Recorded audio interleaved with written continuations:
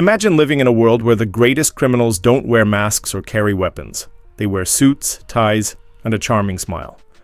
Where the biggest heists in history don't involve breaking into vaults or high-speed chases, but rather boardrooms, contracts, and empty promises.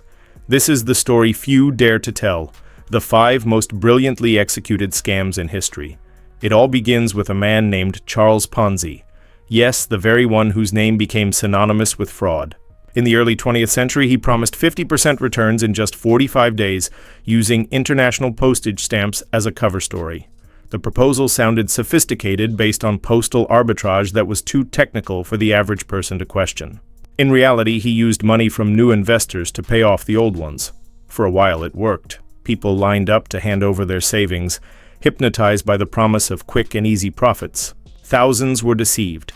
The scam was so effective that his method became a blueprint for countless future frauds.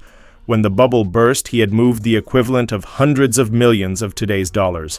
And even after being imprisoned, many still saw him as a genius. His charisma, audacity, and cold-blooded manipulation of public trust permanently marked the history of financial crime. Ponzi's impact was so deep that his name became an archetype. He wasn't the first, but he was the boldest of his era. The charm and confidence he radiated were as lethal as any weapon.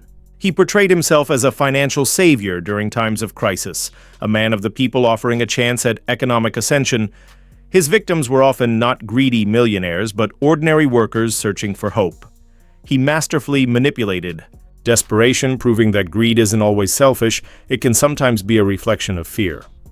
Now, fast forward to the late 20th century. Enter the Enron scandal, an American energy company that, in just a few years, became a symbol of success. Investors scrambled to buy its shares. The secret?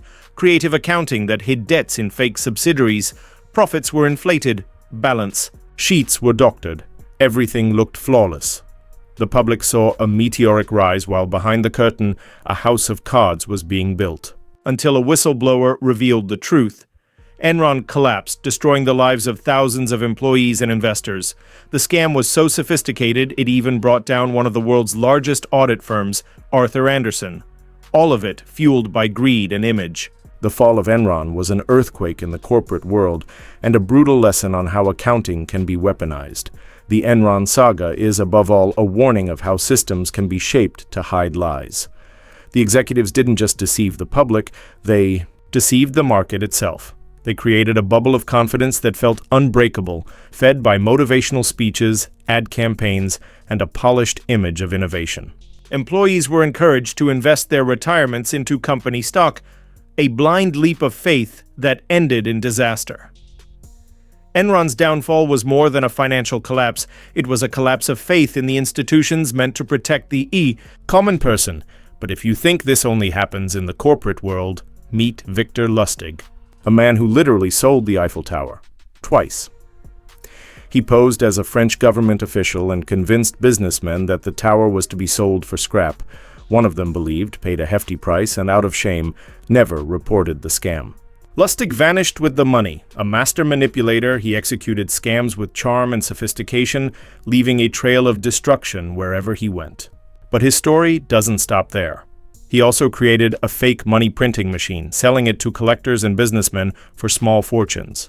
The victims, tricked by the device's technical appearance and Lustig's theatrics, only realized the scam days later. He was the embodiment of the elegant con man, moving through luxury hotels and high society salons, always one step ahead of the law. Lustig understood something few criminals ever master, the art of performance. He built convincing personas, complete with fake documents, eloquent speeches, and unwavering confidence. His genius lay in storytelling. Each scam was a show, with him as the lead actor and his victims as unwitting extras. He proved that in a world obsessed with status and appearance, the best-dressed lie is often the most convincing. And we can't forget Elizabeth Holmes and Theranos, a young billionaire from Silicon Valley who promised to revolutionize medicine with blood tests using just a single drop. Investors like Rupert Murdoch and Henry Kissinger fell for the promise.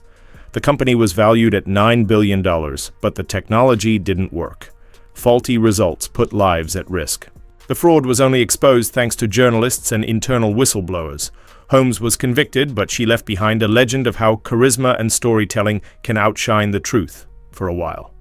Her image, inspired by Steve Jobs, complete, with black turtlenecks and a visionary pitch, enchanted not just the market, but the media. Theranos was a sandcastle propped up by silence, internal pressure, and fear. She showed the world that in the age of innovation, illusion can be more powerful than reality. The Theranos tragedy goes beyond lost money. It includes destroyed trust in patients, scientists silenced by legal threats, and an ecosystem that rewards promises over results.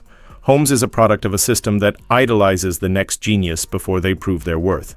She manipulated that collective hunger for innovation, creating a cult around herself. It wasn't just a scam, it was a cultural phenomenon.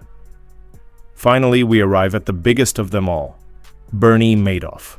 Former chairman of the Nasdaq, respected on Wall Street, he ran the largest Ponzi scheme in history. For over 2 decades, he promised steady returns on his funds. Investors trusted him blindly. Pension funds, celebrities, philanthropic institutions. When the 2008 crisis hit, the truth came out. The scheme is estimated to have exceeded $65 billion. An empire of lies that fooled even the most seasoned professionals. Madoff didn't sell just profitability, he sold exclusivity. Many felt privileged to get to invest with him. That sense of elitism silenced questions, fed the myth, and protected him for years. When the truth surfaced, the damage wasn't just financial, it was emotional devastation for thousands of families. Madoff was the master of financial disguise. While most con artists deceive with grand promises, he deceived with predictability. He never offered outrageous profits, but rather security, stability, consistency. That's what made him so dangerous. He understood that true power lies in trust. His arrest wasn't just the end of a scam, it was the revelation that even the sturdiest pillars of the market can be rotten at the core. 5 scams, 5 faces, 1 pattern, greed. The truth is, the greatest crimes aren't committed in the dead of night, but under spotlights, applause, and headlines. And that's why, as long as unbridled ambition exists, there will be someone ready to exploit other people's dreams. Because behind wealth, there's always a dark secret. And sometimes the most dangerous person isn't the one holding a weapon, but the one offering a handshake and a promise. After all, the real villains rarely hide in the shadows, they shine in the spotlight.